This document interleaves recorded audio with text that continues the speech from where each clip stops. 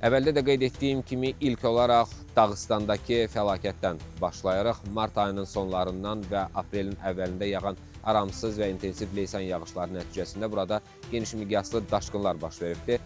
Maxaçqala, Dərbənd, Xasavyurt, Kaspisk və digər şəhərlər təbii fəlakətin təsirinə məruz qalıbdır. Bəzi ərazilərdə vəziyyət o qədər ağır olub ki, fövqəladə vəziyyət əvvəl yerli, daha sonra isə federal səviyyədə elan edilibdir. Mütəxəssislər daşqınların əsas səbəbləri kimi kollektorların süni şəkildə bağlanmasını, çay yataqlarında yığılan tullantıları və hidrotexnik qurğuların zədələnməsini göstərir.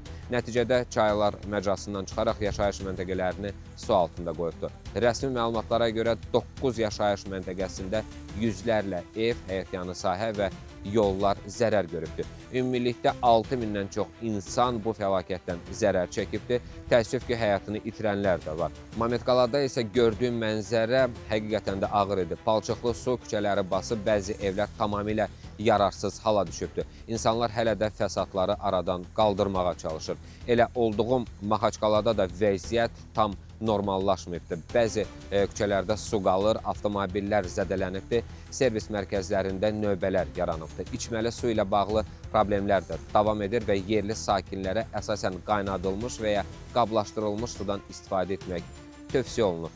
Bununla yanaşı xilasetmə və bərpa işləri davam edir. Minlərlə mütəxəssis və texnika əraziyə cəlb olunubdur.